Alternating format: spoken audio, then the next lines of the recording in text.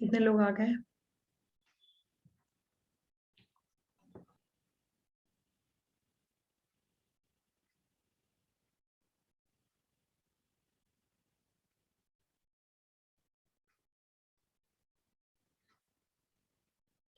आवाज आ रही है मेरी ना सबको?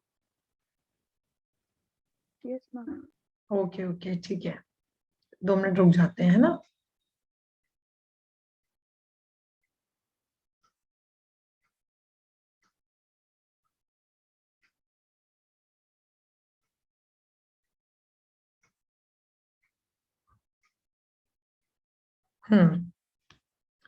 तो देखो, यहाँ पर मैंने क्या किया है, आज इंडियन पिनल कोड से हम लोग स्टार्ट कर रहे हैं, ठीक है।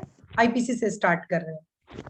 शेड्यूल जो भी क्लास का होगा कि किस डे कौन सा सब्जेक्ट पढ़ाएंगे, इसका शेड्यूल आपको जल्दी मिल जाएगा, लेकिन अभी हम स्टार्ट करेंगे आईपीसी से। उसका रीजन है, आप लोग को माइक म्यूट कर लो। ऋषभ, आप माइक म्यूट कर लीजिए अपना, ठीक है आपके पास? हाँ ओके। आप लोग को पता है एपीओ में कितने क्वेश्चंस, यूपी एपीओ में कितने क्वेश्चंस आते हैं आपके? यूपी एपीओ में कितने क्वेश्चंस आपके यहाँ से आते हैं आईपीसी से? स्क्रीन पे कुछ दिख रहा है आप लोग को? नहीं मैम। कुछ नहीं दिख रहा? अच्छा, कोई बात नहीं है। देखो यूपी एपीओ की अगर हम बात करें तो यूपी एपीओ में 35 क्वेश्चंस आपको आईपीसी से आए। ओके, 35 क्वेश्चंस आईपीसी से आए। तो 35 क्वेश्चंस काफी होते हैं। 150 नंबर का आपका यूपी एपीओ का पेपर होगा। और एक सेकेंड, स्टूडेंट को जरा लिंक शेयर कर। 150 नंबर का आपका पेपर होगा, 150 क्वेश्चंस आएंगे 150 मार्क्स के। और यहाँ पे 35 मार्क्स का आपका आईपीसी होगा, 35 क्वेश्चन आपके इंडियन पीनल कोड से होंगे। और अगर आप एमपी जुडिशरी की बात करो तो उस दिन मैंने आपको बताया था लगभग 15 क्वेश्चंस आपके आईपीसी से आएंगे। तो आईपीसी काफी इंपॉर्टेंट है आपका, चाहे एमपी जे, क्योंकि दोनों ही एग्जाम जे। अभी यूपी एपीओ की वैकेंसी नहीं आई, हो सकता है अभी जनवरी में आ जाए। और अगर जनवरी में नहीं आई तो फिर आप मान के चलो कि मई में आए, या तो जनवरी में आ ही जाएगा नोटिफिकेशन, अदरवाइज फिर हो सकता है मई में आए या जब भी आए, वैकेंसी तो आनी है। और अगर आपका क्लियर है कि आपको एपीओ देना ही है तो इससे कोई फर्क नहीं पड़ता वैकेंसी कब आएगी, ठीक, जब भी आएगी, क्या आप उसके लिए पूरी तरह से तैयार हैं, ठीक। तो आईपीसी पीटी में बहुत इंपॉर्टेंट, और ये आपका जो कोर्स होने वाला है ये पीटी ओरिएंटेड होने वाला है। 35 क्वेश्चन आईपीसी से आएंगे आपके एपीओ में, और लगभग 15 क्वेश्चन आएंगे आपके एमपी में। अगर यूपी के पैटर्न की बात करो तो यूपी में problem based questions, UP APO का अगर हम लास्ट ईयर जो एग्जाम हुआ है इससे पिछली वाला 17 सीट्स पर, तो आपने चाहे पीटी का पेपर देखिए या आप मेंस का पेपर देखिए, अब जुडिशरी से भी क्वेश्चंस का अगर आप देखोगे पैटर्न तो आपको अच्छा स्टैंडर्ड मिलेगा यूपी एपीओ में। इन दी सेम मैनर अगर हम एमपी जुडिशरी की बात करते हैं तो एमपी में भी शुरुआत में ऐसा था कि क्वेश्चंस बहुत हल्के आते थे, ऐसा कह सकते हैं कि सीधे डायरेक्ट क्वेश्चन पूछता था एमपी जुडिशरी में। लेकिन लास्ट टाइम का अगर आप ट्रेंड देखोगे तो एमपी में भी कॉन्सेप्चुअल क्वेश्चन पूछे हैं। अब हमें कैसे पढ़ना, आपकी अप्रोच दोनों तरह से होनी चाहिए। आपकी अप्रोच प्रॉब्लम बेस्ड क्वेश्चन पर भी होगी, क्योंकि जब आप यूपी एपीओ का मेंस दोगे तो मेंस में जब आप पेपर लिखोगे तो प्रॉब्लम बेस्ड क्वेश्चंस आएंगे। ओके, तो आपको कॉन्सेप्चुअल क्लैरिटी होनी चाहिए, प्रॉब्लम बेस्ड क्वेश्चन की क्लैरिटी होनी चाहिए, और डायरेक्ट सेक्शन बेस्ड, ठीक। तो पहली चीज, आज से कोर्स स्टार्ट। कोई ये नहीं सर्च करना यूट्यूब पे कब वैकेंसी आ रही है, किसी फेसबुक ग्रुप से आपको ये नहीं मतलब कब वैकेंसी आ रही है। अगर वैकेंसी आज भी आ गई, आपका यूपीएपीओ जिस दिन होगा आपका कोर्स मैं मेरी पूरा कराने की मेरी गारंटी है। अगर बाद में भी आएगी, कोचिंग क्लास करने का मतलब ये होता है कि मैंने कोर्स कंप्लीट करके रख दिया है, जब वैकेंसी आएगी I have to revise my notes again and again, I have to revise my bare act again and again. Class का मतलब ये, क्लास कभी वैकेंसी देख कर नहीं की जाती, पहली चीज, ठीक है। तो इसको एकदम दिमाग से निकाल दीजिए, आ नहीं रही, आएगा तो है ही, ठीक है। तो आपको दूसरी चीज, एक काम आपको और करना है। अगर आप रियलिटी में चाहते हो कोचिंग के साथ सिलेक्शन, तो दो तीन चीजें आपको आज से लिख लेनी है अपने पहले पेज पर कि ये काम मुझे क्लास के साथ करने हैं, तभी आप सिलेक्ट होंगे। ठीक है, ये पहली क्लास है तो ये चीज समझाना जरूरी है। पहली चीज आपको क्या करना है कि आपको डेली जितना क्लास में पढ़ाया है उसको रिवाइज ही नहीं करना है केवल। ये कोई फाउंडेशन क्लास नहीं है कि आप केवल रिवाइज करोगे। You have to just learn each and everything. अगर क्लास में 20 सेक्शंस पढ़ाएंगे देन आपको 20 सेक्शंस टिप्स पर याद हो। उसके लिए आपको चाहे 4 घंटे रिवाइज करना पड़े, चाहे 5 घंटे रिवाइज करना पड़े, आप चाहे फाउंडेशन भी कर रहे हो, कुछ भी कर रहे हो, इससे कोई फर्क नहीं पड़ता। क्योंकि जब तक आप उनको टिप्स पर याद नहीं करोगे, आप मानकर चलिए कि आपको पीटी में बिल्कुल प्रॉब्लम आएगी। 1 नंबर से रुकेगा, 2 नंबर से रुकेगा, 10 नंबर से रुकेगा, चीजें आती हैं, लेकिन पीटी में गलत करो। तो क्लास तो मैं अभी स्टार्ट करूंगी, लेकिन ये चीजें बताना बहुत जरूरी है, क्योंकि क्लास करते रहोगे सिलेक्शन नहीं होगा। तो टीचर का काम, मेरा काम है आपको गाइड करना, राइट डायरेक्शन में गाइड करना कि आज आईपीसी स्टार्ट है तो मुझे आईपीसी में क्या क्या पोर्शन पढ़ना है। अगर 100% में हम मान के चले तो 90% आपका पढ़ाई आएगा, एक आध सवाल आगे पीछे से आएगा, वो हर सब्जेक्ट में आएगा। यू नेवर नो कि टीचर का मतलब माइंड क्या है। लेकिन हाँ, अगर 90% आपका पढ़ाया आ रहा है तो भी आपका सिलेक्शन कोई नहीं रोक सकता, अगर आपने ईमानदारी से। ठीक है, तो इतना काम आप लोग आई थिंक करोगे ना, सारे लोग याद करोगे। पूछूंगी मैं इस क्रैश कोर्स में, डेली पूछा जाएगा और मैं नाम नाम लेके भी पूछूंगी आप लोगों से। ठीक है, ये बात ध्यान रखना, इस बार छोड़ने वाली नहीं है। तो आप लोगों को नाम लेके मैं पूछूंगी, इसलिए आप डेली याद करके आओगे, और जब याद करके आओगे तभी रिजल्ट मिलेगा, अदरवाइज नहीं। ठीक है, तो आज सबके पास आईपीसी का BRECT है ना? Yes ma'am. सबके पास है आईपीसी का BRECT, ओके। अब आप लोगों को पता होगा, जो उन्होंने पहले कभी किया होगा, कि मैं आईपीसी हमेशा जनरल एक्सेप्शन से पढ़ाती हूँ। सारा पढ़ाऊंगी, शुरुआत का भी पढ़ाऊंगी, लेकिन मैं स्टार्ट केवल जनरल एक्सेप्शन से करती हूँ। उसका रीजन, एक तो जनरल एक्सेप्शन बहुत इंटरेस्टिंग है। दूसरी चीज, जब भी आप आईपीसी मेरे क्लास के बाद आप एमसीक्यू लगाओगे तो आपको जनरल एक्सेप्शन से क्वेश्चन जरूर ही मिलेंगे। ठीक है, जरूर मिलेंगे। तो जनरल एक्सेप्शन से आपको क्वेश्चन आते हैं, पीटी हो, मेंस हो, चाहे इंटरव्यू हो, और मैं यहीं से स्टार्ट करती हूँ, चाहे फाउंडेशन हो या कुछ भी। तो आप सबसे पहले निकालिए सेक्शन 76 जनरल एक्सेप्शन। अब इसको दो तरह से पढ़ना है। जनरल एक्सेप्शन का चैप्टर नंबर आपको एकदम याद कर लेना है, चैप्टर 4। एकदम रट लेना है कि आईपीसी में जनरल एक्सेप्शन किस चैप्टर में है, तो चैप्टर 4 में। अब ये जनरल एक्सेप्शन है क्या? ठीक है, देखो ये फाउंडेशन तो है नहीं, तो बहुत डिटेल में नहीं, क्रैश के पॉइंट ऑफ व्यू से पढ़ाऊंगी, लेकिन पता हो ये जनरल एक्सेप्शन एक्चुअली कुछ ऐसी परिस्थितियां हैं जिनके अंदर व्यक्ति कुछ ऐसा एक्ट कर देता है which is generally an offence under Indian Penal Code. जैसे अगर मिस्टर ए मिस्टर बी को मारे, कोई ऐसा बाय डूइंग एनी एक्ट और ओमिशन, आप किसी को थप्पड़ मार दो, गोली मार दो, चाकू मार दो, जिससे कि उसकी डेथ हो जाए, तो अगर ए ने किसी दूसरे व्यक्ति की डेथ कॉज की है ना, तो आपको पता है किसी की वध करना दंडनीय अपराध है जनरली। ठीक, बट अगर यही मृत्यु अंडर सर्टेन सर्कमस्टांसेस कर दी जाए, अगर कुछ विशेष परिस्थितियों में आपने किसी की मृत्यु कर दी, तो आपको 302 के अंतर्गत पनिशमेंट नहीं होगा, या 304 के अंदर भी नहीं होगा। ना तो आप मर्डर के लिए लायबल होगे, ना आप कल्पेबल होमिसाइड के लिए लायबल होगे। हो सकता है आपको बिल्कुल ही डिफेंस मिल जाए, कंप्लीट डिफेंस मिल जाए। तो जनरल एक्सेप्शन मतलब ये साधारण अपवाद हैं जहां पर आईपीसी के जनरल रूल लागू नहीं होंगे। अगर कोई महिला किसी पुरुष को मार देती है, उसकी डेथ कॉज करती है, तो सबसे पहले being a student of law, आपके माइंड में ये क्वेश्चन सबसे पहले आएगा कि या तो इसने मर्डर किया है, या तो इसने कल्पेबल होमिसाइड किया है, या तो इसको 302 में कन्विक्शन होगा, या तो इसको 304 में होगा। लेकिन अगर आपने आईपीसी के जनरल एक्सेप्शंस को पढ़ा है, तो आप यही नहीं कहोगे मर्डर और कल्पेबल होमिसाइड होगा, आप कहोगे जस्ट एग्जामिन। आप बोलोगे कि मुझे एक बार चेक करना है कहीं सेक्शन 100 की कोई सिचुएशन तो नहीं आ गई है, मुझे देखना है कहीं 103 का तो कुछ नहीं आ रहा है। तो ये डिफरेंस है। सेक्शन 100 में 7 क्लॉजेज हैं। 7th क्लॉज को 2013 में ऐड किया था क्रिमिनल लॉ अमेंडमेंट एक्ट के द्वारा, निर्भया कांड के बाद।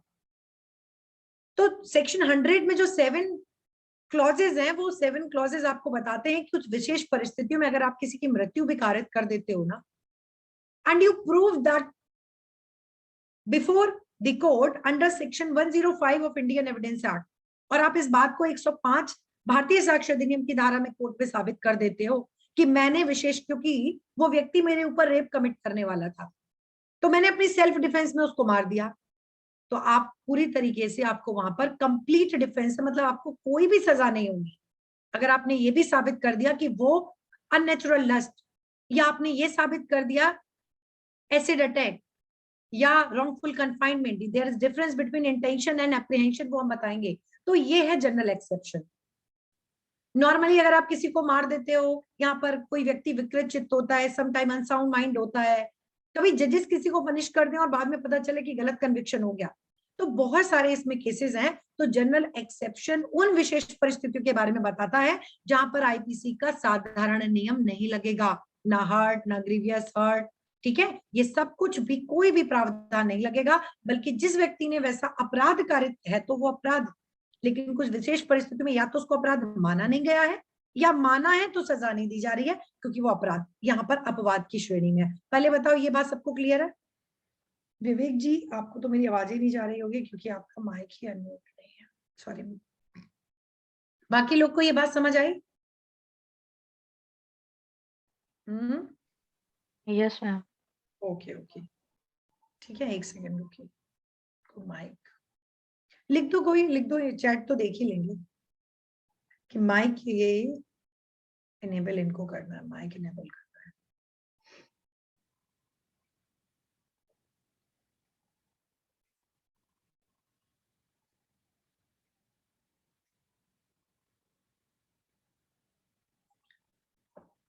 चलिए, मैंने जल्दी में लिख दिया है, क्या आप समझा दीजिएगा स्टूडेंट। तो सबसे पहले आते हैं हम लोग सेक्शन 76 पर। सेक्शन 76 क्या बोलता है, बहुत इंपॉर्टेंट है, ये भी आता है। ये क्या बोल रहा है? Act done by person bound or by mistake of fact believing himself bound by law. इसको तोड़ना है, पहले बियर एक्ट को पढ़ना सीखना है। सेक्शन 76 क्या बोलता है? एक्ट डन, देखिए there is a difference between act and omission, इसको भी समझो। एक्ट होता है कुछ पॉजिटिव एक्ट करना, एक्ट का मैंने किसी को थप्पड़ मार दिया, है ना, मैंने किसी को थप्पड़ मार दिया, मैंने किसी को कुछ बोल दिया, मैंने किसी को बंद कर दिया कमरे में, मैंने किसी को गोली मार दी, ये मैं कुछ कर रही हूँ, ये मेरे पॉजिटिव एक्ट को बता रहा है। और ओमिशन होता है जो आपको करना चाहिए था वो आपने नहीं किया, ये बहुत जरूरी है समझना आईपीसी में। आपको किसी को खाना देना चाहिए, आपने नहीं दिया, ये आपने ओमिशन किया है। आपको किसी को बचाना चाहिए था, आपने किसी को नहीं बचाया, ये ओमिशन है। 112 पे कॉल करते हो ना, पुलिस को उस कॉल पर एक्शन लेकर उस स्पॉट पर आना चाहिए। 112 का कुछ और हो गया है ना, क्या हो गया 112 का यूपी में? 112 कुछ और हो गई है ना? अरे बताओ, क्या हो गया, मेरी वॉइस नहीं आ रही है क्या? आ रही है मैम। 112 ही है अभी क्या? यूपी 112 ही है? नहीं, नाम बदल गया है ना अब तो। किसी को नहीं पता ये नंबर? डायल नहीं, नहीं ठीक तो है, कोई बोलता भी नहीं है। 109 था पहले। पहले 100 था ना, सही है, हाँ हाँ, पहले 100 है। 100 था, अभी अब 112 हो है। गया 112। तो कोई बोल भी नहीं रहा मैम, ठीक है, इतना ही था। तो पहले 100 था, डायल 100 था, अभी 112 हो गया, सही है। तो आप 112 पे कॉल करते हो तो उनको आना चाहिए, अगर वो नहीं आते हैं तो ये उनके पार्ट पर ओमिशन है। अभी समझ आएगा what is the difference between act and omission. और अभी जल्दी से सेक्शन 32 33 निकालिए, इसके साथ ऐसे आपको कनेक्ट करके एकदम रट लेना है। एक्ट एंड ओमिशन, सेक्शन 33 निकालिए। Section 33. The word act denotes as well as series of act. The word omission denote as well as series of omission. IPC में जहां एक्ट लिखा है वहां पर मानोगे सीरीज ऑफ एक्ट्स, और ओमिशन ये आप लिखते जाइएगा, ठीक है ऋषभ, आप ना ये छोटी छोटी चीजें नोट डाउन करते जाइएगा। एक्ट का मतलब सीरीज ऑफ एक्ट, आईपीसी में हम हर जगह लिखेंगे नहीं सीरीज ऑफ एक्ट, वहां केवल एक्ट लिखा जाएगा, आप सीरीज ऑफ एक्ट इंक्लूडेड है। ओमिशन लिखा होगा लोप, तो वहां पर सीरीज ऑफ ओमिशन आपको मानकर चलना है। ओके, अब 32 को देखिए। हेलो जी, अभी तो मैं क्लास ले रही हूँ, अब आप मुझे 12:30 पे कॉल करेगा। ओके, तो सेक्शन 32 को देखिए, words referring to act include illegal omission. Okay, तो in every part of this code except where contrary intention appear, मतलब इस आईपीसी के हर एक भाग में except where a contrary intention appears, जहां पर कुछ कॉन्ट्ररी स्पष्ट तौर पर लिखा उसको छोड़ दीजिए। Act extend also to illegal omissions, इसको एकदम रट लो। मतलब ये कह रहा है जहां भी आईपीसी में एक्ट लिखा है आप वहां पर ओमिशन अपने आप से मान लोगे। So act done extends also to illegal omissions, इसको अंडरलाइन करिए, ये क्वेश्चन पीटी में आता है। Words referring to acts include illegal omission, कि कार्यों का निर्देश करने वाला शब्द, जहां पर कार्यों को निर्देश करने वाला शब्द लिखा है वहां पर आप अवैध लोप को अपने आप मान लोगे। अब पढ़ो 76, ये बोल रहा है act done by person bound, तो इस एक्ट में बताओ ओमिशन मानोगे कि नहीं मानोगे। अब कल को ये कॉन्सेप्चुअल क्वेश्चन आया आपसे, ये चीज डायरेक्टली नहीं लिखी है, ये क्वेश्चन टफ लगेगा, लेकिन आपने पढ़ा है कि एक्ट इंक्लूड ओमिशन, तो सेक्शन 76 में act done by a person bound, तो यहाँ पर एक्ट में ओमिशन अपने आप आ जाएगा। समझ गए?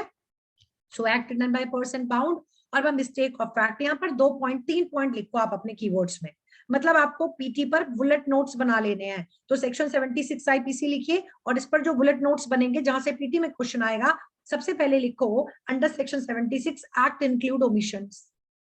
पहली चीज, कार्य में लोप अपने आप मान लिया जाएगा। दूसरी चीज, सेक्शन 76 किन पर लगता है? सेक्शन 76 उन पर लगता है जो बाउंड बाय लॉ है, जो विधि द्वारा बाध्य है कुछ करने के लिए। इसका मतलब मैं बताती हूँ। सेकेंड पॉइंट लिखिए, person who are bound by law or who is bound by law, और तीसरा लिखिए और under mistake of fact who himself believes to be bound by law. 3 point हुए।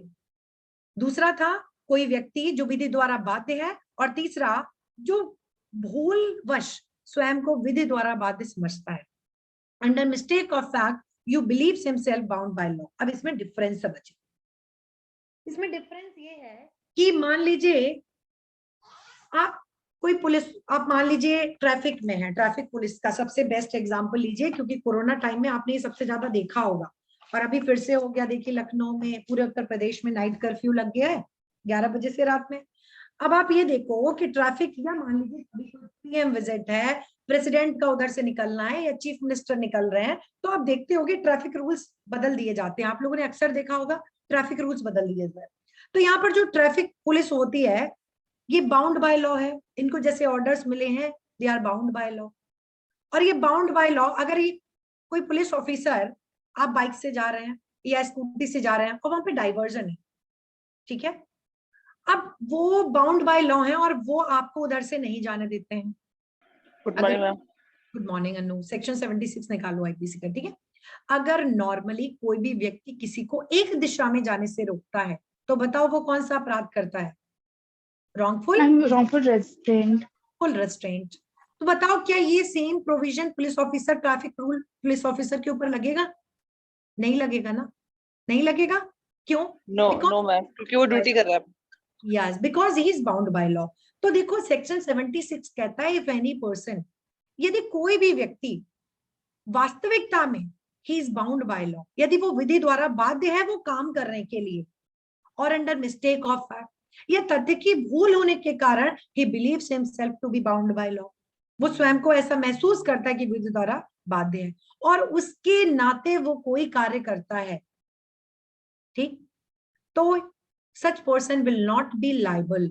मतलब नथिंग इज एन ऑफेंस लिखा हुआ है, इसको अंडरलाइन करो। नथिंग इज एन ऑफेंस का मतलब है नथिंग इज एन ऑफेंस, कुछ अपराध ही नहीं किया उसने, ठीक है। नथिंग इज एन ऑफेंस, उसको कंप्लीट डिफेंस मिलेगी। समझ रहे हैं आप लोग? सो सेक्शन 76 को पढ़िए।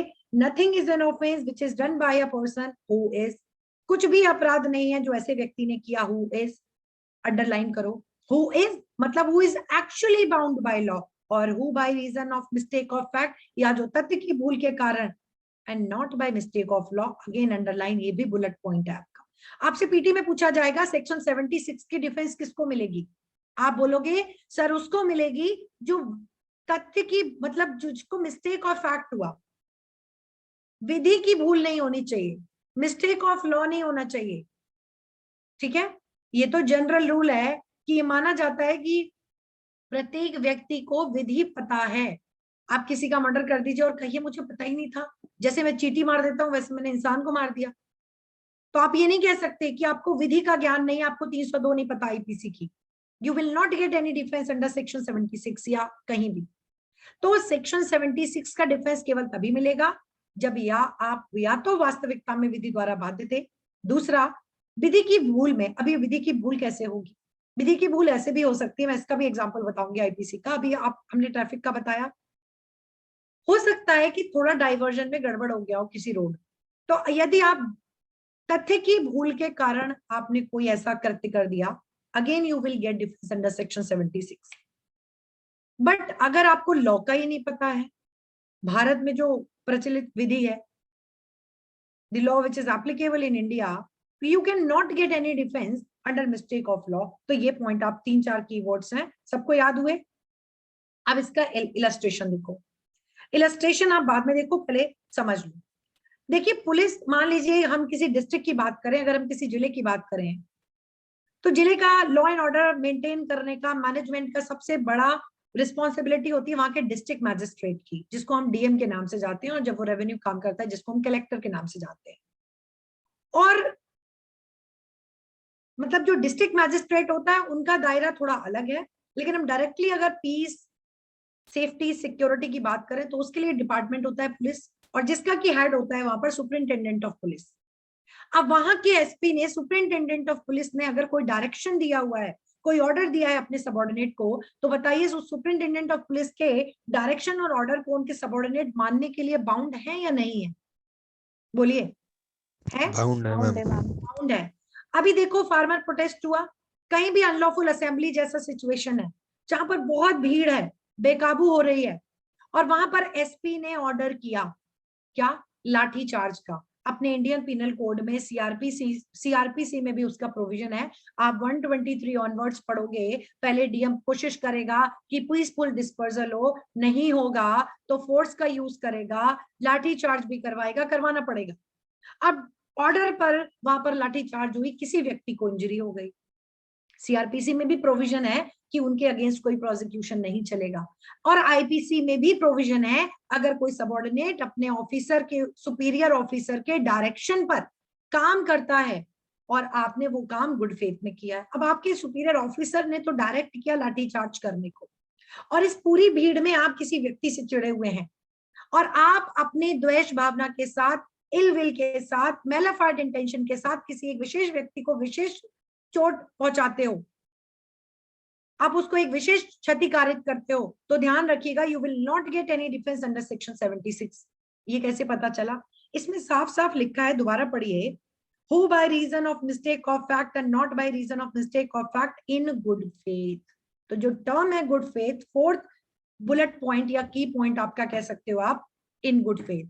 तो आपको डिफेंस तभी मिलेगा 76 में जब आप इसको गुड फेथ में साबित कर दीजिए। आप कहिए कि मैंने तो लाठीचार्ज गुड फेथ में की, believes himself to be bound by law, मुझे तो मेरे सुपीरियर ने ऑर्डर किया and I have to do, क्योंकि because I am bound by law ना, तो आपको 76 का डिफरेंस मिलेगा। अब इलस्ट्रेशन पर आओ। इलस्ट्रेशन कहता है a soldier fires on mob. एक सोल्जर है जो एक भीड़ पर गोली चलाता है by order of superior officer, क्योंकि उसके सुपीरियर ऑफिसर का ऑर्डर है, in conformity with the commands of law, A has committed no offence.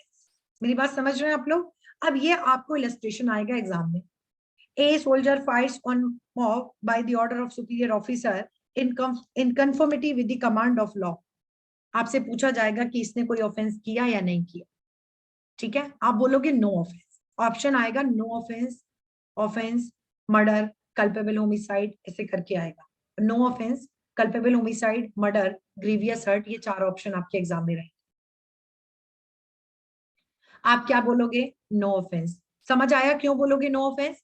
क्योंकि उसके सुपीरियर ने ऑर्डर किया है और उसको करने के लिए वो बाउंड बाय लॉ है।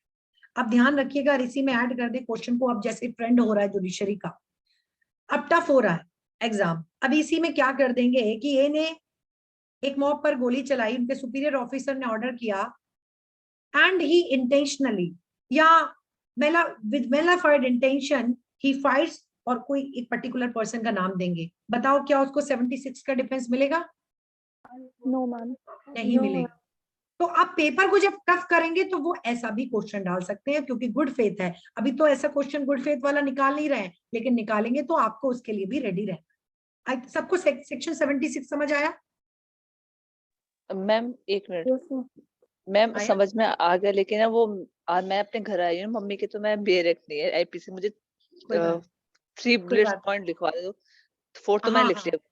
वो लिख लिया तो कोई बात नहीं है, रिकॉर्डिंग सुन ही लेना है ना, रिकॉर्डिंग देख लेना। और बता रही हूँ भी, तो एक और इलस्ट्रेशन बचा है। मैम ऐप पे रिकॉर्डिंग आई में थी या फिर लिखवाएंगे हाँ, कि ऐप हम पर लोग अपने आएगी से प्रशांत। लिखेंगे। अभी आप जी लोग को ऐड करवाना है ना, आजकल में ऐड हो जाओगे, है ना? तो मैम फिर मैम हाँ, बोल रही हूँ, आप अच्छा इसमें लिखवाएंगे कि हम लोग अपने से आप खुद लिखेंगे। लिखो गीता, खुद लिखो, नहीं तो कोर्स 3 महीने में कंप्लीट, मैं बहुत मैम आराम से अगर बोल रही हूँ। थोड़ा सा हिंदी में भी पढ़ देंगे मैम, कुछ हाँ तो हाँ, टफ बिल्कुल पढ़ रहता है। देंगे, क्यों नहीं पढ़ेंगे, ठीक है। हाँ, तो पहला आप हिंदी वाले लिख लो।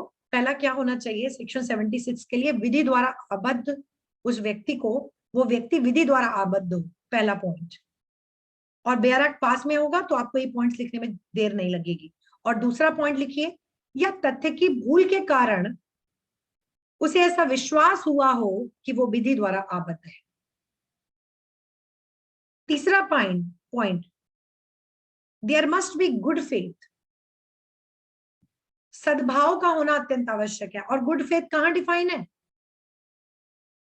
गुड फेथ कहां डिफाइन? Ma'am section 52। सेक्शन 52। और गुड फेथ मतलब होता क्या है, कैसे डिफाइन किया है 52 में गुड फेथ को? whenever you act, हाँ हाँ बोलो। With due care and diligence. With due care, diligence, with due care, caution के साथ जब आप कोई काम करते हो तो हम मानते हैं कि आपने सद्भाव में किया है। तो वो काम विधि द्वारा आबद्ध व्यक्ति ने किया हो, जो who is bound by law, या under mistake of fact he believes himself to be bound by law and he must acted in good faith, उसने सद्भाव में वो कार्य किया हो। and there must not be any mistake of law, विधि की भूल कतई होनी नहीं चाहिए, बिकॉज विधि की जो भूल है वो क्षम्य नहीं है। अब इलस्ट्रेशन बी पढ़िए, ये दोनों ही इलस्ट्रेशन पीटी में इसके लिए इंपॉर्टेंट है। और एक बात गांठ बांध कर जाइएगा, जो लोग जैसे नए हैं, बाद में गलतियां हो जाती हैं तब महसूस होता है। आईपीसी का जितना भी मैं पढ़ाऊंगी, एक एक इलस्ट्रेशन एकदम रट कर जाना है, इतना सॉल्व करना है, सेम इलस्ट्रेशन एग्जाम में आता है आईपीसी से। तो इतना पढ़ने के बाद भी अगर गलत हुआ तो फिर कोई फायदा नहीं पढ़ने का, ठीक है? तो इलस्ट्रेशन आपने खूब रिवाइज करना है। बी पर आइए। अब इसमें क्या है, an officer of court of justice being ordered by the court, कोई न्यायालय का ऑफिसर है और न्यायालय ने उसको आदेश दिया कि भाई तुमको इस पर्टिकुलर पर्सन को जाकर अरेस्ट करना है। अब आप मान लो मैं कोर्ट, या मान लीजिए अलका मेरे कोर्ट की ऑफिसर, ना तो मैंने उसको देखा है जिसको अरेस्ट का ऑर्डर देना है, ना अलका ने देखा है। एक को देखा होगा, कितनों को देखा होगा? अब मान लो मैंने इनको ऑर्डर किया कि आपको जाके उस जगह पर अरेस्ट करना है, ये गई वहां पर।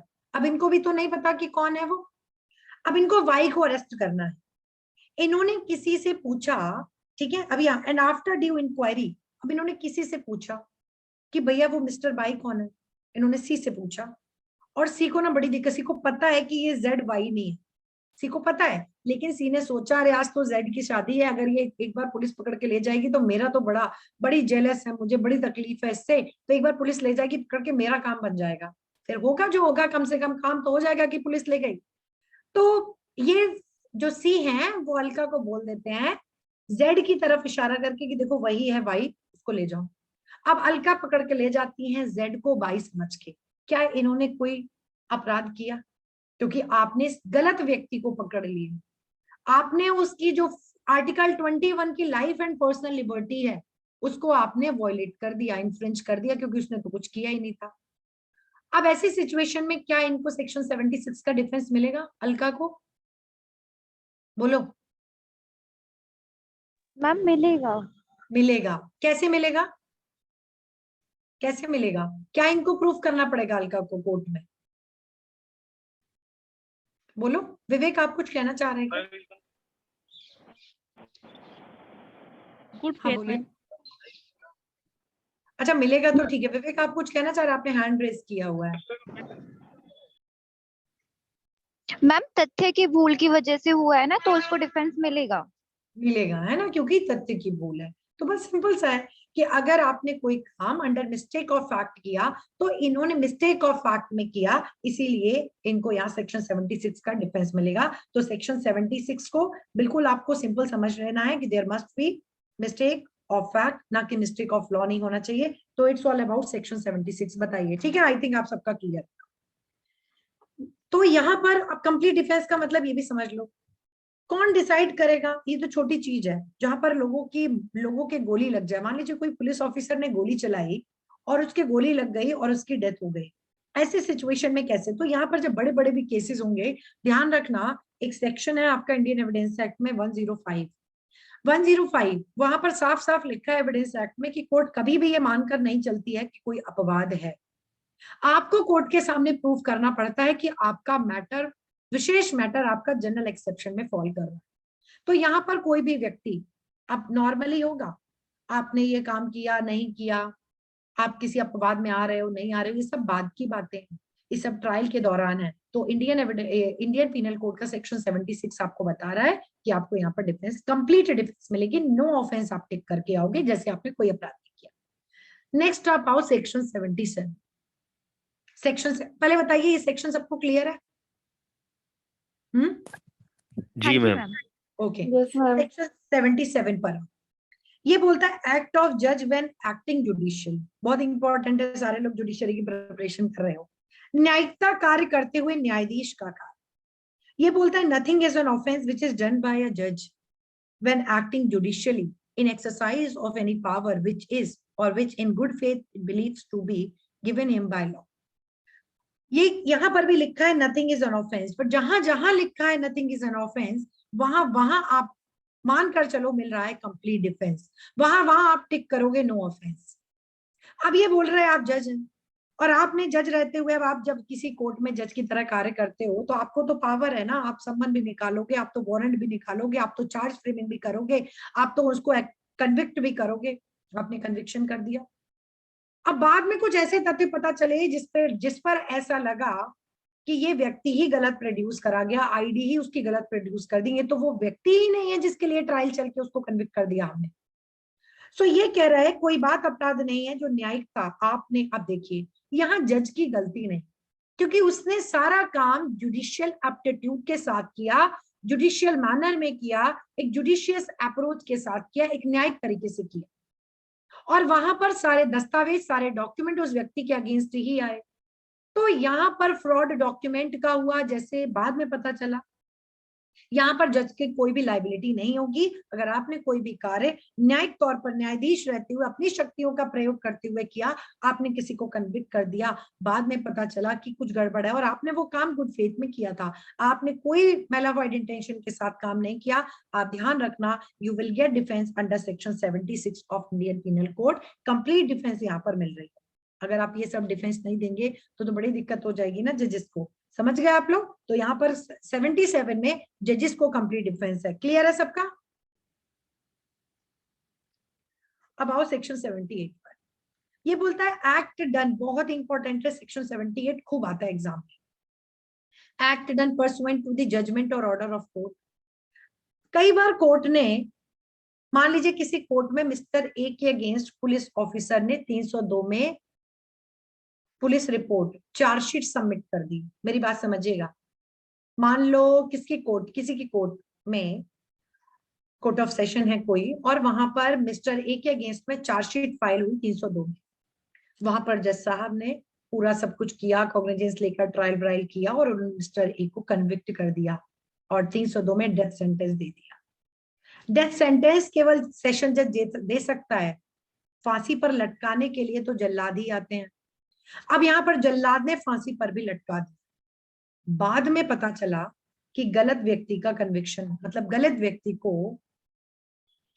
कैपिटल पनिशमेंट हो गया। ऐसी सिचुएशन में क्या होगा, किसकी लायबिलिटी होगी? जज साहब की तो होगी नहीं, सेक्शन 77 में पहले कह दिया अगर जज साहब ने गुड फेथ में काम किया, सारे साक्ष्यों को, इनकी जगह कोई और भी जज होता ना तो शायद वो भी कैपिटल पनिशमेंट ही देता।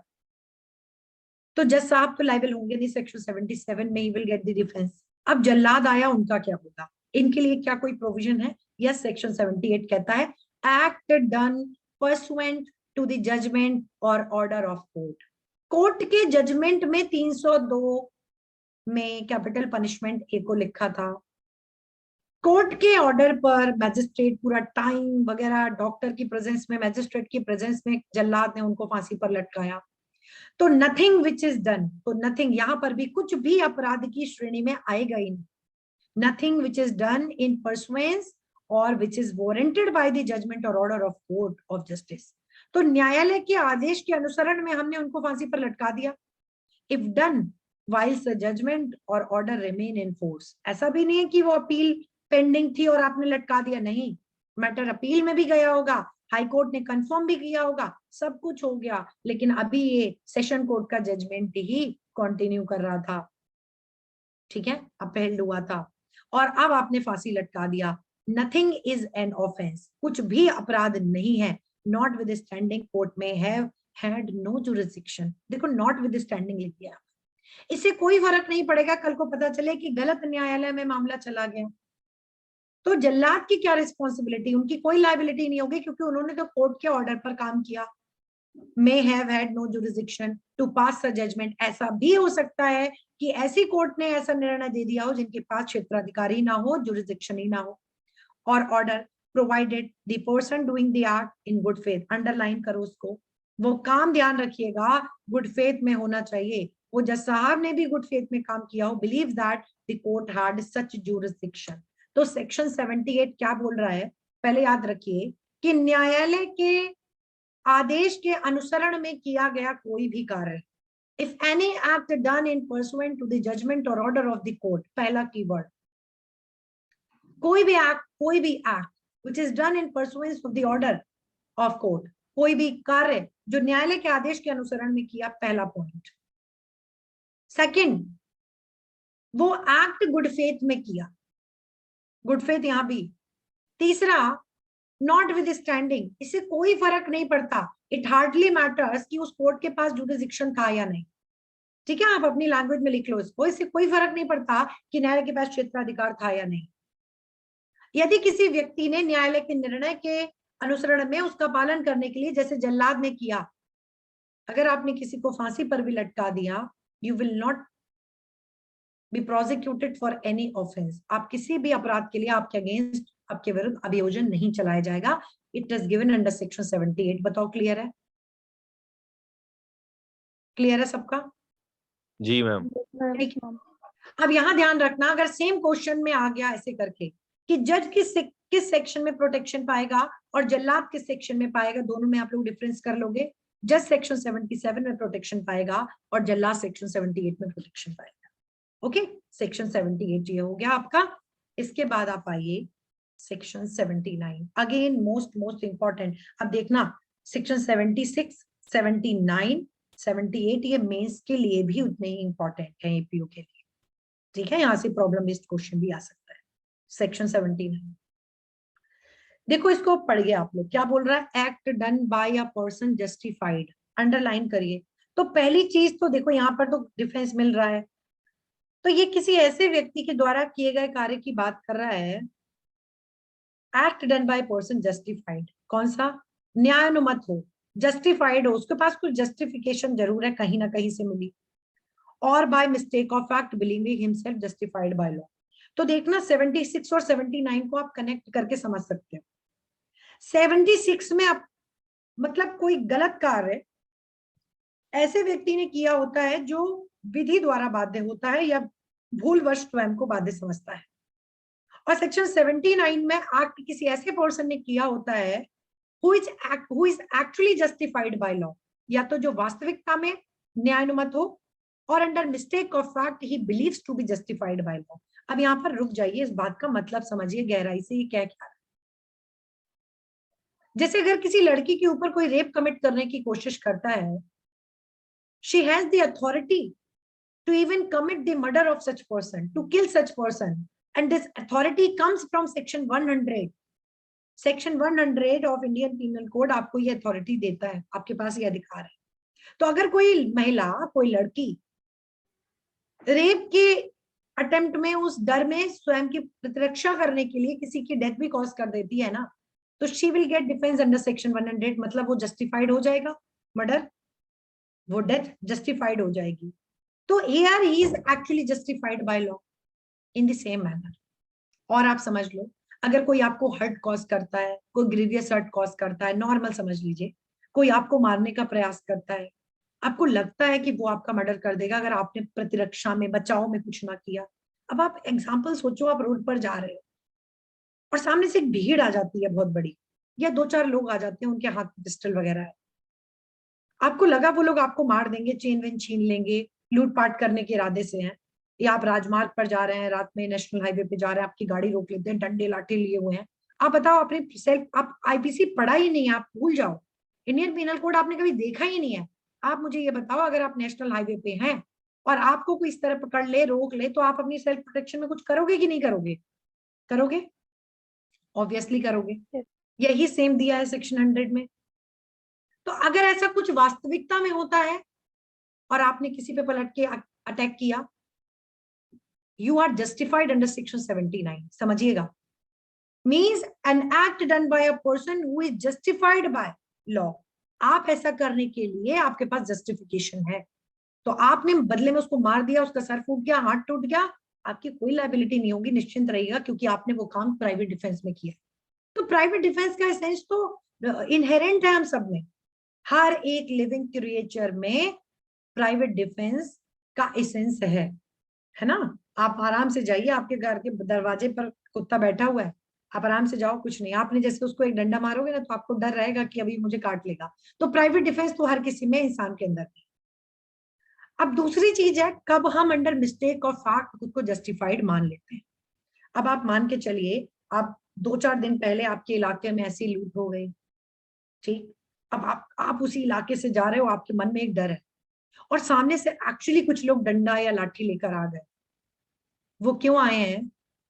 क्योंकि उनके इलाके में कोई बाघ घुस आया था, ठीक है, वो उसको भगाने के लिए रात में निकले, और आपको लगा ये आपको अटैक करने के लिए निकले, और आपने उनके ऊपर पलट के अटैक किया। उनकी कोई गलती ही नहीं थी, वो तो बेचारे अपनी सेल्फ डिफेंस में काम कर रहे थे, आपको लगा आपके ऊपर अटैक कर रहे हैं और आपने काम कर दिया। क्या आपको कोई डिफेंस मिलेगी? यस, बिल्कुल मिलेगी। कहाँ मिलेगी? सेक्शन 79 में मिलेगी। अब हम ये सब बातें कैसे रहे? हम इस बात पे कर रहे हैं, सेक्शन 79 पढ़ो, nothing is an offence, underline कर लो उसको पहले ही, इसका मतलब कुछ भी अपराध नहीं है। Nothing is an offence which is done by any person, जो किसी ऐसे व्यक्ति ने किया है who is justified by law. तो पहला कीवर्ड लिखिए सेक्शन 79 में भी, जो व्यक्ति है he will get complete defence, पहला point, he will get complete defence.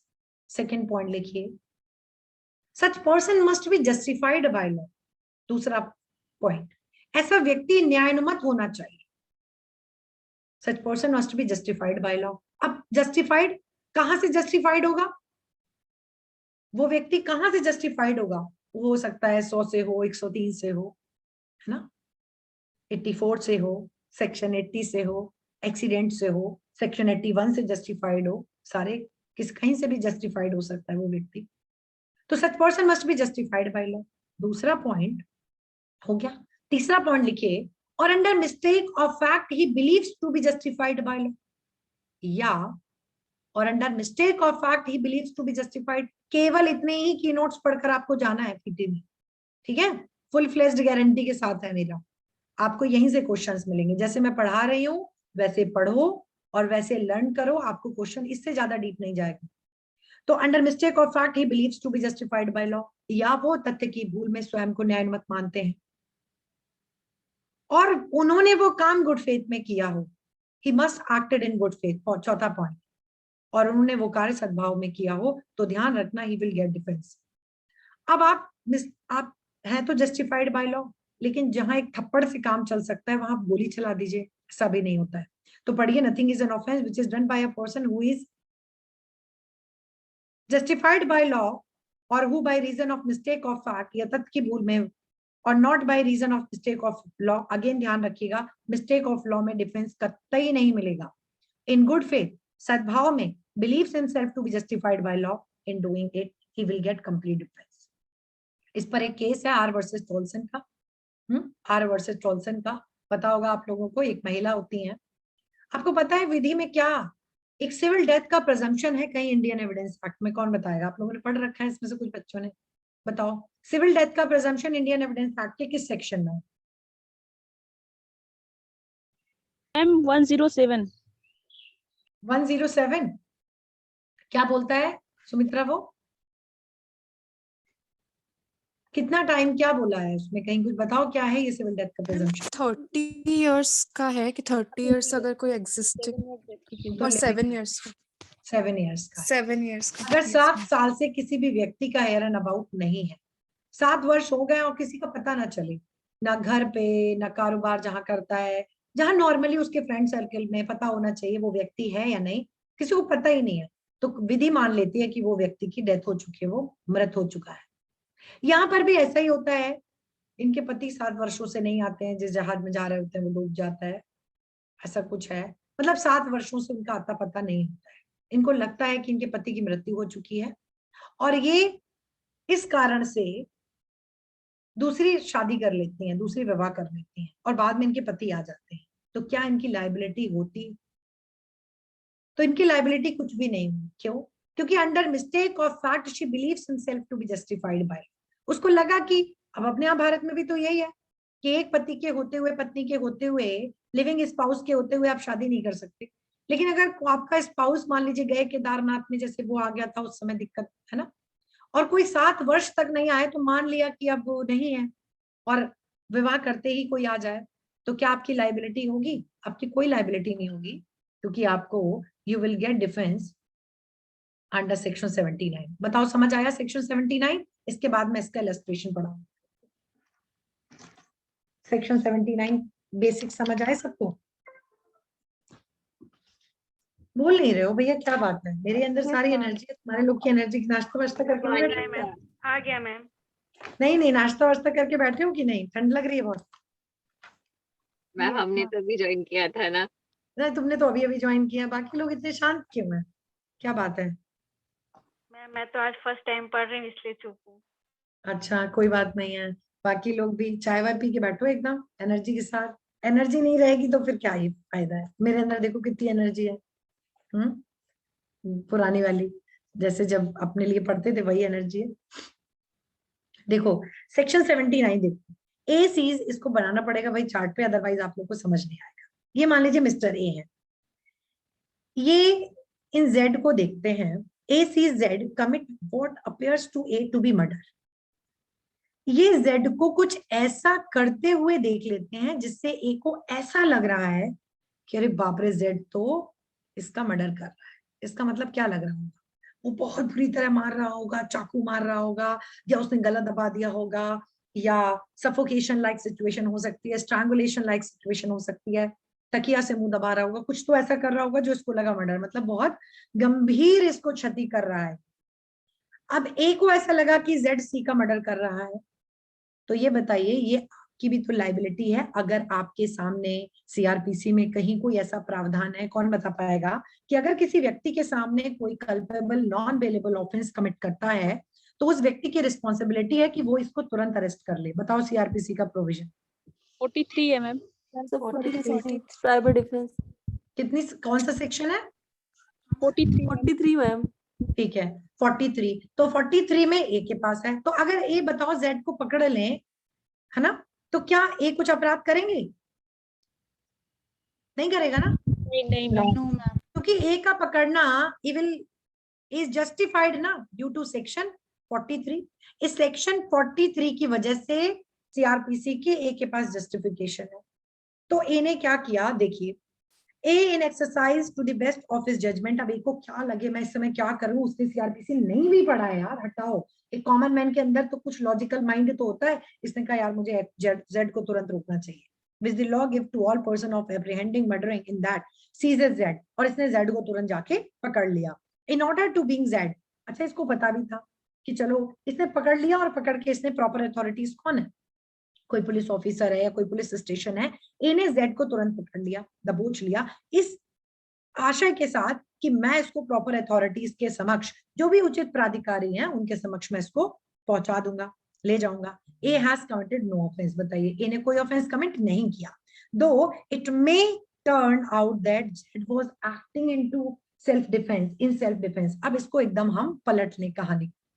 ये कह रहा है अगर सिचुएशन यही थी, Z कुछ सी को ऐसा मार रहा था, ए को लगा कि Z मर्डर कर रहा है, और ऐसी सिचुएशन में सीआरपीसी में भी प्रोविजन है, तो ए ने Z को पकड़ लिया कि पकड़ के मैं इसको ले जाता हूं पुलिस ऑफिसर के सामने, तो ए ने कोई ऑफेंस नहीं किया, ए को मिल जाएगा जस्टिफिकेशन। तो बताओ, ये पहला पॉइंट तो क्लियर आ रहा है कि he is justified by law, 79 में डिफेंस मिलेगा। लेकिन उल्टा समझिए, ए के आने से पहले ही सी ने जेड के ऊपर अटैक किया, और Z is acting in private defence, और जेड तो अब प्राइवेट डिफेंस में, मूवी सीरियल देखो खूब होता है ये कहानी, है ना, खूब होता है। जब देवरानी ने जेठानी को मारा तो सासू माँ ने नहीं देखा, और जब जेठानी पलट के मारने लगी तो सासू माँ अचानक से आ गई, अरे तुम्हारी इतनी हिम्मत, तुमने ऐसे किया, वही वाली सिचुएशन है।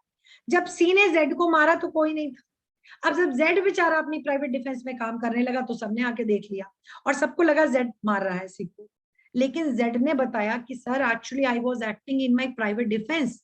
तो ये कहता है यार ये तो गड़बड़ हो गया, तुम तो प्राइवेट डिफेंस में काम कर रहे थे, तो तुम तो कुछ काम ही नहीं, अपराध ही नहीं कर रहे थे।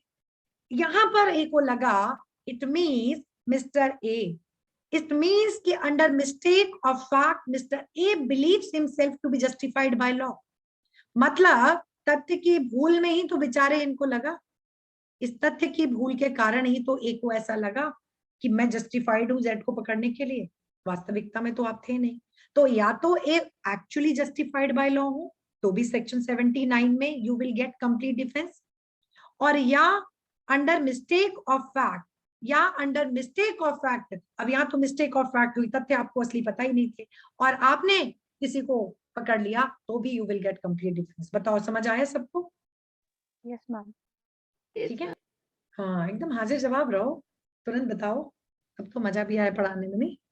चलो, तो ये आपका सेक्शन 79। अब इसको एकदम कीवर्ड्स याद कर, तो एकदम से याद करिए, मिस्टेक ऑफ फैक्ट में अगर किसी ने कोई काम किया तो किस सेक्शन में कंप्लीट डिफेंस मिलेगा?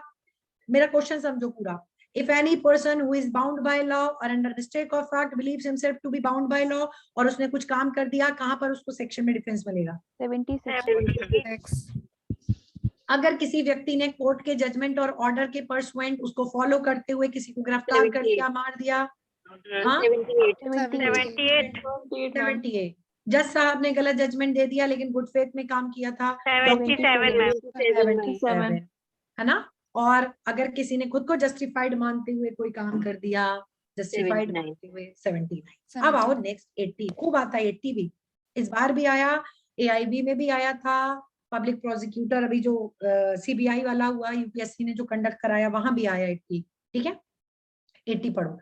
देखो आपको पता है दुर्घटनाएं बहुत होती ही रहती हैं, हम सभी के लाइफ में होती हैं, रोड पर चलते हो दुर्घटनाएं होती हैं, एक्सीडेंट, इसके लिए IPC पढ़ा। एक चीज और बता दूं, कुछ बच्चे नए भी हैं, देखो लॉ ना बहुत सिंपल है, लॉ से सिंपल कुछ होता नहीं है, ये मैं आपको बताऊं।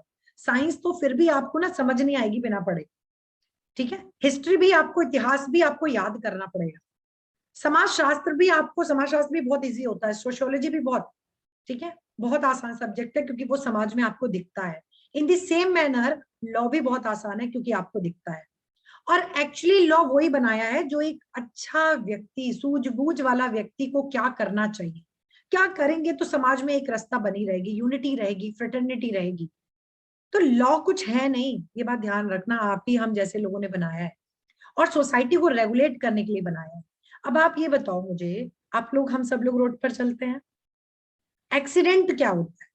एक्सीडेंट वो होता है जहां पर आप पूरी बिल्कुल IPC को साइड कर दो और फिर आपको वही दिखेगा IPC में जो आपकी सोच है, ये भी रियलिटी है। अगर आपकी सोच अच्छी है ना तो लॉ आपको टफ बिल्कुल नहीं लगेगा, है ना। हमको भी एक टाइम में लॉ बहुत टफ, मतलब जब हमने प्रिपरेशन स्टार्ट करी तो हमें लगा जुडिशरी और PT, मतलब ऐसे लगता था मुझे, मतलब जुडिशरी निकल जाएगा, फिर मुझे लगता था अच्छा PT, फिर मेंस, लेकिन जिस एक साल केवल प्रिपरेशन को देने के बाद कभी लगा ही नहीं कि इसमें कुछ टफ है। होना ना होना, बहुत सारी चीजें डेस्टिनी भी काम आती हैं, लेकिन अगर आप मेहनत करोगे तो जरूर होगा, आज नहीं होगा कल होगा, लेकिन जरूर होगा। तो पहले तो अप्रोच सही रखो, रट्टाफिकेशन नहीं, लॉ को समझना है। मेरे यहाँ से पढ़कर जाओगे, नए नए सब्जेक्ट पढ़ोगे, आपकी सोच अच्छी होगी, BRAT को पढ़ने की अक्ल होनी चाहिए। पहली चीज आपका एक्सीडेंट होता क्या है, रोड पर निकलोगे, आप बहुत सेफ ड्राइव कर रहे हो, आपने ड्रिंक भी नहीं किया है, आप गाना भी नहीं, कान में हेडफोन भी नहीं लगा रहे हो, सीट बेल्ट भी लगाई है, आप एकदम सेफ ड्राइव कर रहे हो with proper care and caution. आपके पास लाइसेंस भी है, आप नॉर्मल स्पीड में भी चला रहे हो, सीट बेल्ट भी है, कोई लापरवाही भी नहीं कर रहे हो, पूरे फोकस के साथ ड्राइव कर रहे हो। स्टिल अगर कोई दूसरी साइड से आने वाला व्यक्ति डिवाइडर क्रॉस करके आपकी गाड़ी को टक्कर मार दे, होता है, बहुत होता है, इस ठंड में कोहरे में तो और भी ज्यादा होता है। अब वो आया और इसी बीच किसी को चोट लग गई, आपकी गाड़ी में लग गई, उसकी गाड़ी में लग गई, आपकी दो गाड़ियों की वजह से किसी तीसरे को लग गई, क्या आपकी कोई रिस्पॉन्सिबिलिटी, कोई लाइबिलिटी, क्रिमिनल लाइबिलिटी आपकी होगी? बताओ, कानून नहीं पढ़ोगे तो ऐसे ही बताओ, आप क्या बोलोगे? आपका कोई दोष है इसमें? आपका कोई दोष है? No ma'am. नहीं है नहीं ना? मैम। कानून आपका दोष कैसे देगा? 76 में भी आपका कोई दोष नहीं था, आपके सुपीरियर ने ऑर्डर किया था। 77 में भी जज साहब का कोई दोष नहीं था, उन्होंने जज होते हुए दस्तावेजों को देखते हुए आदेश पारित किया। अब दस्तावेजों में फ्रॉड हुआ, उन्होंने पूरी कोशिश की, नहीं निकल पाया, कोई दोष नहीं था। 78 में भी तो कोई दोष नहीं है जल्लाद का। 79 में भी एक्चुअली कोई दोष नहीं है, आपने तो अच्छा काम किया, आपको लगा मर्डर कर रहा है। और 80 में भी आपका कोई दोष नहीं है। तो आप देखो लॉ कितना आसान है, टफ है क्या? कोई टफ नहीं है। 80 में भी आपका कोई दोष नहीं है अगर आप कोई लीगल एक्ट कर रहे हैं, with proper care and caution कर रहे हैं, इसके बावजूद भी due to the act of God, बहुत सारी चीजें ना हमारे हाथ में नहीं होती, हम चाहेंगे तभी भी नहीं रोक सकते उनको। तो अगर कोई भी घटना, दुर्घटना, कोई लॉस, इंजरी किसी को हो जाए, आप प्रॉपर केयर कॉशन के साथ काम कर रहे थे, ध्यान रखना, आप आंसर टिक करके आओगे एग्जाम में, नो ऑफेंस। एग्जाम का पैटर्न दिनों दिन बदल रहा है, रट्टाफिकेशन नहीं कि हमेशा कुल्हाड़ी वाला ही आएगा, है कुछ कुल्हाड़ी वाला ही एग्जाम्पल आता है, तो कुल्हाड़ी वाले के लिए तो तैयार रहना ही है। लेकिन क्या पता इस साल कोहरे वाला एग्जाम्पल आ जाए, ठीक है, फॉग वाला आ जाए, तो क्या करोगे? ये क्या आ गया? तो आपको उसके लिए तैयार रहना। अब ये कहता क्या है, पहले इसको पढ़ो। ये बोल रहा है nothing is an offence, again complete defence मिलेगा, इसका मतलब आप आंसर टिक करके आओगे, no offence. Nothing is an offence which is done by accident और मिसफॉर्चून। कोई भी अपराध नहीं है यदि वह दुर्घटना या दुर्भाग्य, दुर्घटना का मतलब होता है कुछ प्री प्लान्ड नहीं है ना, ये तो हो गया, सडन हो गया, किसी को नहीं पता था, एक्ट ऑफ गॉड है।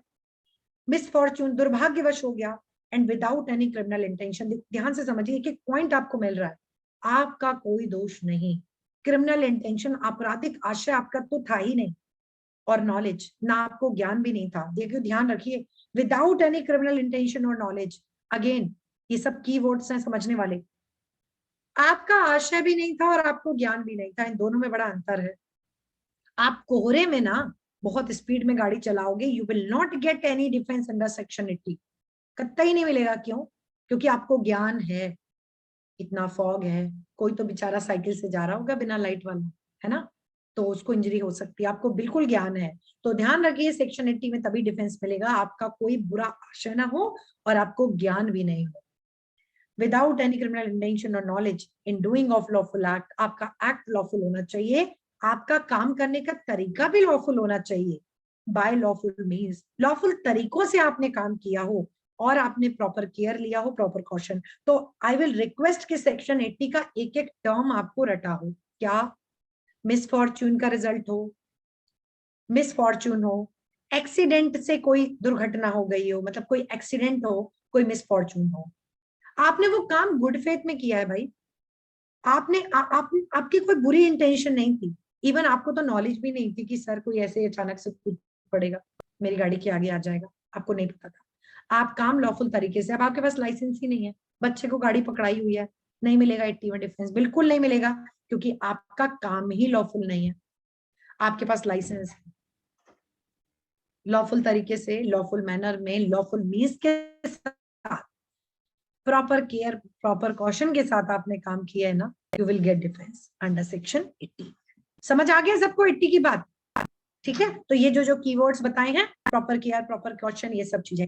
अब आगे आओ, इसका इलस्ट्रेशन बहुत बहुत आता है, ये एआईबी में आता है आपके, और अभी आया ही था, मैंने बताया, कई बार जुडिशरी में आया, एपीओ में बहुत आता है।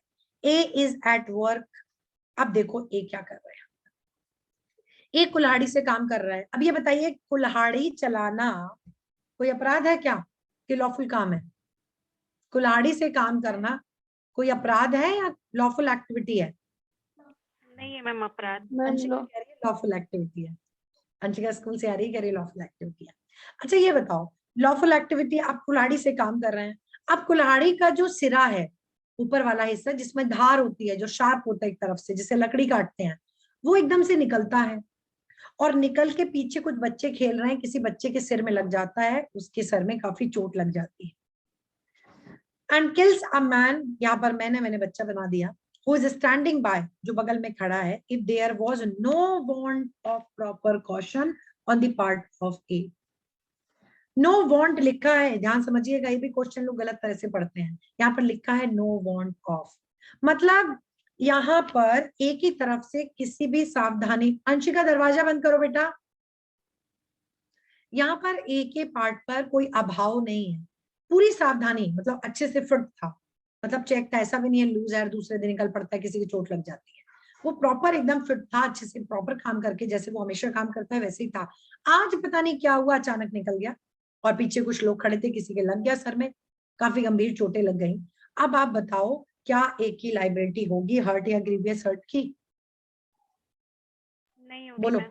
No ma'am. सब लोग क्लियर हो? नहीं होगी। अब मैं इलस्ट्रेशन बदलती हूँ।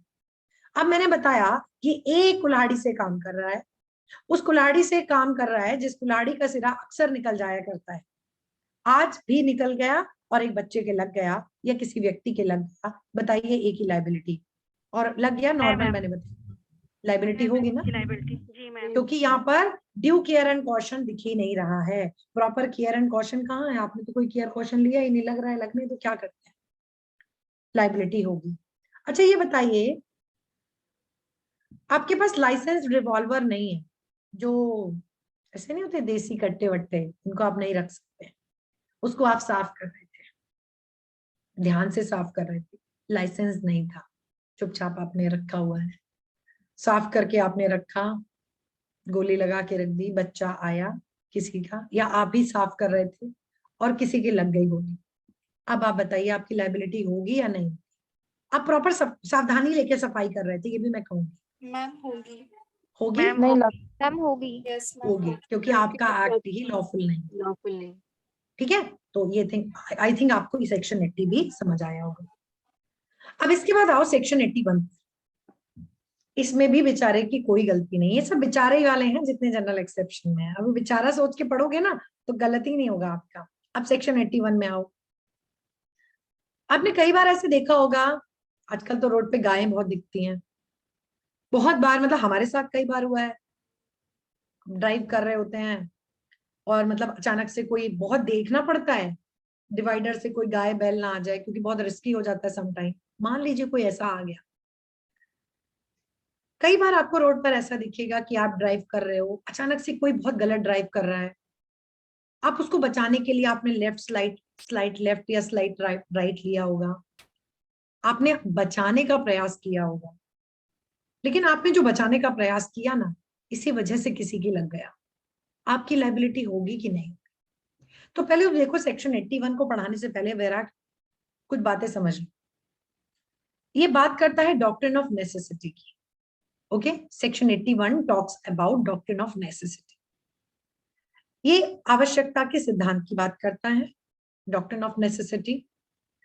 और नेसेसिटी दो तरह की होती है, आवश्यकताएं दो तरह की होती है, एक तो होती है पब्लिक नेसेसिटी और दूसरी होती है प्राइवेट नेसेसिटी।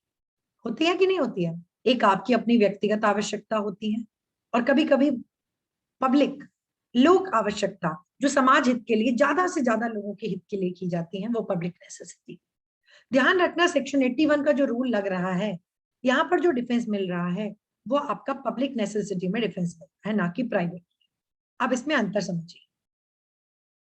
एक स्कूल से भरी एक स्कूल बस है, सामने से दूसरी स्कूल बस आ रही है, कोहरे का सीजन है, मुझे तो बहुत बुरा सीजन लगता है ये कोहरे का, लिटरली, मतलब अभी तो पड़ नहीं रहा है, तो जरूरी भी है हमारे क्रॉप्स के लिए, कोहरा भी, फॉग भी जरूरी है, लेकिन बहुत रिस्की होता है रोड पे चलने वालों के लिए।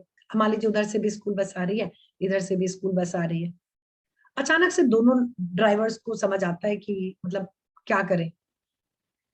इधर से जो स्कूल बस वाला जा रहा है उसने स्लाइट लेफ्ट लिया, अब उसको प्रॉब्लम है कि मैं स्लाइट लेफ्ट लूंगा तो एक ऑटो जा रहा है, मैंने एकदम से लेफ्ट लिया तो इसको तो टक्कर लगनी है, लेकिन इस ऑटो में 2-4 लोग बैठे हुए हैं, इस बस में 30 बच्चे हैं, सामने वाली बस में भी ऐसे ही बच्चे होंगे, स्कूल का टाइम है। अब इसने स्लाइट लेफ्ट लिया और इसकी वजह से वो जो ऑटो में बैठे लोग हैं उनको इंजरी हो गई, क्या इसकी लाइबिलिटी होगी? क्या इसकी लाइबिलिटी होगी? Answer is no. No.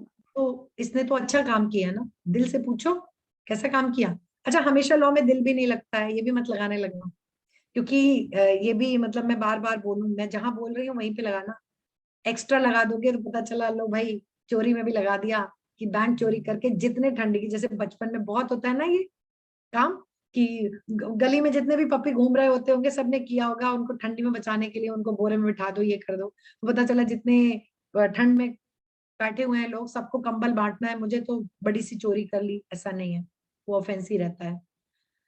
तो यहाँ पर हम कह रहे हैं कि यहाँ पर आपका आशय, अच्छा आपने बड़े हार्म को प्रिवेंट करने के लिए पब्लिक नेसेसिटी में 30-60 बच्चों को इंजरी हो सकती थी, इसको प्रिवेंट करने के लिए अगर आपने बिग हार्म को प्रिवेंट करने के लिए अगर आपने छोटा सा हार्म कॉज कर दिया, यहाँ पर इससे कोई फर्क नहीं पड़ता कि यहाँ पर ड्राइवर को बिल्कुल पता है कि मैं लेफ्ट करूंगा और ऑटो में लगेगा, still he will get the difference, ये अंतर है 81।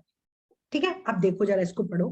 Nothing is an offence merely by reason of its being done, कुछ भी अपराध नहीं है केवल इसी ही कारण से of its being done with the knowledge, underline करो उसको, यहाँ पर बिल्कुल नॉलेज है ड्राइवर को कि लेफ्ट काटने से राइट काटने से चोट लगेगी लोगों को, with the knowledge that it is likely to cause harm, केवल उसको ये ज्ञान है कि किसी को हार्म होने वाला है, if it be done without any criminal intention, लेकिन मेरा कोई क्रिमिनल इंटेंशन तो नहीं है ना, ड्राइवर को जानबूझ के थोड़ी ना उनको इंजरी कॉज करना चाहता है, वो सोच रहा है हो सकता है मैं लेफ्ट ऐसे कट कर रहा हूं, हो सकता है किसी को ना लगे, लेकिन हाँ मैं बड़ा हार्म तो बचा ही लूंगा, to cause harm and in good faith. ध्यान रखना यहाँ पर सद्भाव बहुत जरूरी है, क्योंकि आपको नॉलेज है कि इंजरी हो सकती है, और उसके साथ अगर आपने गुड फेथ में काम नहीं किया तो फिर बहुत ब्लंडर होने वाला है, इसीलिए नॉलेज के साथ गुड फेथ बहुत जरूरी है।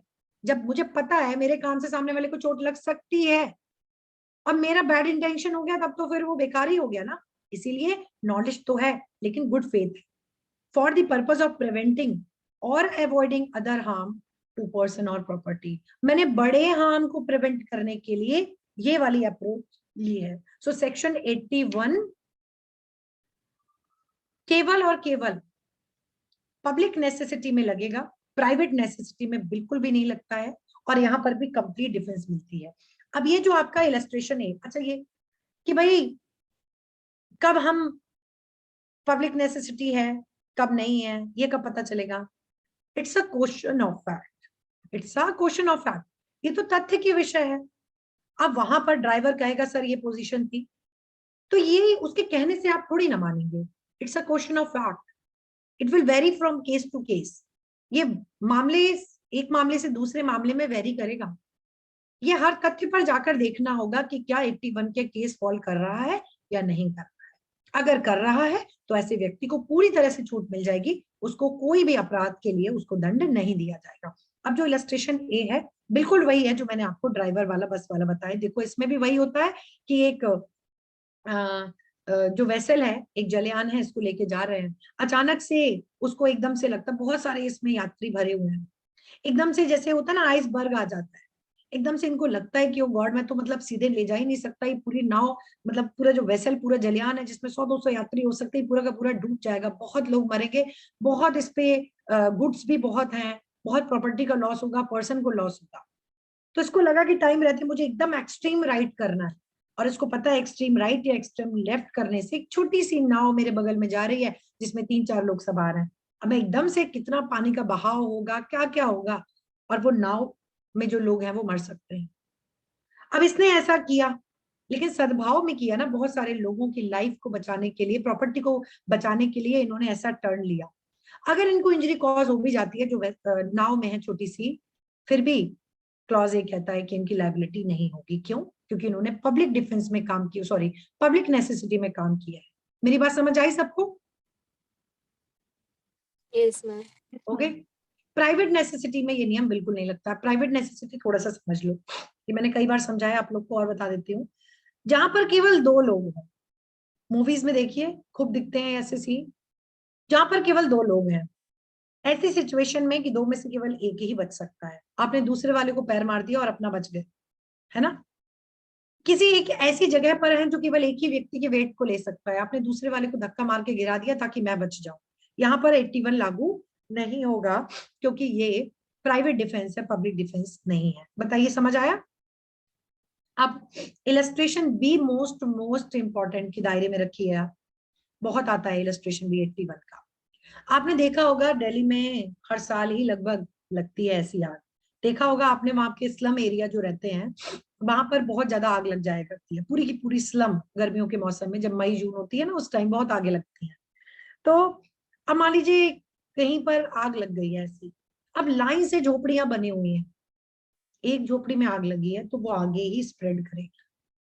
आपने क्या किया, बीच के दो घरों को, 3-4 घरों में आग इतनी तेजी से है कि अब आप उसको बुझा नहीं सकते, आपने बीच में जो झोपड़ी के घर है उनको एकदम गिरा दिया। पता है क्यों? क्योंकि जो चैनल बना हुआ है वो टूट जाए। अब बीच के घर गिरा दिया आपने ताकि ये आग आगे स्प्रेड ना करे। अभी बीच के घर गिराने से क्या हुआ, नुकसान होगा? होगा। उस घर में टीवी भी हो सकती है, फ्रिज भी हो सकता है, उस घर में कुछ सामान हो सकता है, नुकसान तो हुआ होगा। लेकिन ये आपने क्यों किया? गुड फेथ में किया है। बहुत बड़ी पब्लिक इंजरी, एक पब्लिक बहुत बड़ा दुर्घटना होने से जो बच जाए, बहुत बड़ी लॉस होने से आपने उसको बचाने के लिए ये काम किया। तो आपने छोटा हार्म किया, बड़े हार्म को प्रिवेंट करने के लिए आपकी कोई लाइबिलिटी नहीं होगी। क्वेश्चन पूछा जाता है, पढ़िए। ए इन अ ग्रेट, वाला फिर समझा दीजिए। हाँ इलस्ट्रेशन पढ़ रही हूँ गीता, देखो। ए इन अ ग्रेट फायर, ए जो का है वो बड़े अग्निकांड के समय pulls down houses in order to prevent the conflagration। देखो, बहुत बड़े अग्निकांड को रोकने के लिए ये ऐसा काम कर रहे हैं। समझ में नहीं आया? अभी आएगा।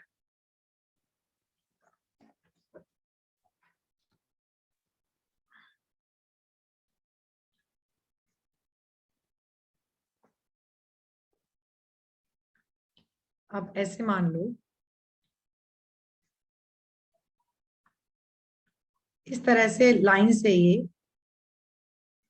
ठीक है, लाइन से ऐसे हट्स,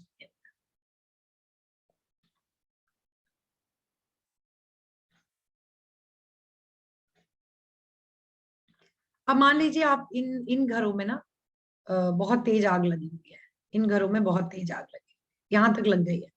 अब आप ये बताइए, ये सब वो झोपड़ी है, तो बहुत तेजी से झोपड़ी में आग लगती है ना।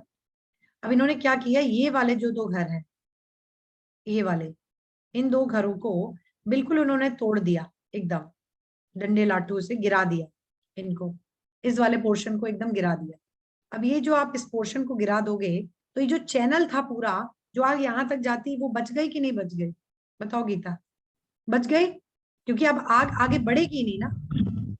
ठीक, अब ये बोल रहा है एक बड़े अग्निकांड के समय आग को फैलने, ये आग यहाँ तक फैलती चली जाती है, तो मैंने बहुत छोटा बनाया, हो सकता है बहुत सारे, पूरी बस्ती होगी, ये ऐसे करके आप मान लो पूरी बस्ती है।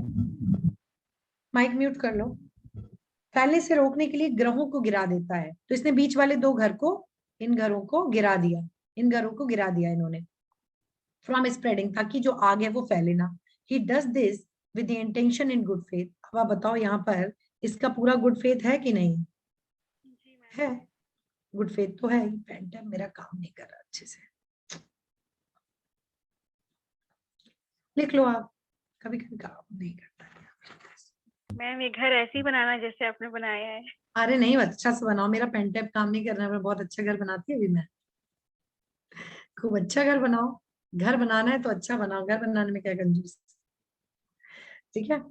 खैर, तो he does this with the intention and good faith, तो ये ना बहुत सद्भाव में काम करता है, ऑफ सेविंग ह्यूमन लाइफ। अब देखो इतने बड़े घरों में आग लगती है, आप कितना सामान ले जाओगे, कितने लोगों को ले जाओ, तो लोगों को और संपत्ति को बचाने के लिए काम करता है। Here, if it be found that the harm to be prevented was of such nature and so imminent as to cause his act is not guilty of offense. अब देखिए यहाँ पर अब जो काम किया है ये ऐसा किया है कि आग को फैलने से रोका जाए, ठीक है। तो यहाँ पर इनका जो काम है वो माफी के योग्य है कि नहीं है, बताइए। इसको एक्सक्यूज करना चाहिए कि नहीं करना चाहिए? कोई भी 4 लोग को बिठाओगे तो क्या बोलेंगे 4 लोग? अरे यार अगले आदमी ने तो अच्छा किया, नहीं तो ये पूरे में आग फैल जाती। तो कहते हैं यार मेरा अंदर टीवी रखा था उसका नुकसान, लेकिन टीवी तो तुम्हारी वैसे भी जल जानी थी, अभी तो कुछ सामान बच गया है, वैसे तो वो भी ना बचता क्योंकि आग लग जाती। तो ये सेक्शन 79 में, अब आप सॉरी 81 में देखो कि यहाँ पर एक पब्लिक नेसेसिटी में आपने छोटा काम किया है, यहाँ पर ध्यान रखना गुड फेथ में काम किया है। और अब पता चला कि घर में छोटी सी आग लगी, पढ़ लिया 81, चले उनके घर को तोड़ ताड़ डालने। 81 का बेनिफिट नहीं मिलेगा। 81 के बेनिफिट के लिए क्वेश्चन ऑफ फैक्ट देखा जाएगा, मतलब it's a question of fact, sorry, उन तथ्यों को देखा जाएगा कि क्या 81 वहां पर लग रहा है, क्या सिचुएशन इतनी एक्सट्रीम थी कि आपको घरों को गिराना पड़ता। यदि थी, यदि आप आग को किसी अन्य कारण से, अन्य तरीके से नहीं रोक सकते थे और आपने घर गिरा दिया नेसेसिटी में, then you will get the defence under section 80। समझ आ गया सबको? जी मैम आ गया। मैम Yes, एक ma'am. मेरे को बहुत देर से पूछना था मैम, कि जैसे आप बताइए कि बड़े हार्म को रोकने के लिए उन्होंने छोटा मोटा कॉज कर दिया, तो जैसे जो कॉज हो गया मैम उनको फिर न्याय कैसे मिलेगा? किसको न्याय? अच्छा, ये जो जिनके साथ कुछ हो गया। जी मैम, हाँ। अच्छा, ठीक है। देखो, जो भी यहाँ पर अग्रीव्ड हो सकते हैं, जो भी विक्टिम है, ठीक है, जैसे ये उसमें किसी को चोट लग गया, एक्सीडेंटल, है ना, तो ये है कि इनकी लाइबिलिटी इंडियन पीनल कोड में जो रॉन्ग डूअर है उनकी उस अपराध के लिए नहीं होगी। जैसे मान लीजिए उनकी मृत्यु कारित हो गई, तो वो एक्सीडेंट में आएगा। जैसे आप 80 में आओ, सेक्शन 80 में आओगी तब, जो मैंने एग्जांपल बताया, बस वाले ने लेस लाइट लेफ्ट किया, ओके, और ऑटो में लगा, ऑटो में 2 लोग बैठे, फॉर एग्जांपल वर्स्ट सिचुएशन, उनकी डेथ हो गई। तो अब तुम पूछ रही हो कि मैम उनको न्याय कैसे मिलेगा ना, यही ना? हाँ ma'am. This case will fall under accident. समझो मेरी बात को, ये एक्सीडेंट है, और जब एक्सीडेंट है, आपका बुरा आशय था ही नहीं, तो आपको फिर किस बात के लिए हम प्रोसिक्यूट करें, हम किस बात के लिए आपको पनिश करें? तो वो तो एक्सीडेंट है, और एक्सीडेंट एक्सीडेंट है, उसमें कुछ भी नहीं होगा। समझ रही हो? वो किसी ने आपके साथ कुछ किया थोड़े ही ना, जानबूझ के तो किया नहीं कि आप, वो तो एक्सीडेंट है, वो कभी भी किसी के साथ भी हो सकता है, तो उसमें कुछ भी नहीं होगा। हाँ, अगर आपका कुछ भी थोड़ा बहुत भी अगर इसमें कह सकते हो इल विल आ जाता है, मेलाफाइड इंटेंशन आता है, तो there are so many provision, motor vehicle act है, कॉम्पनसेशन का प्रोविजन इज ऑल्सो देयर, तो वो फिर लगेगा।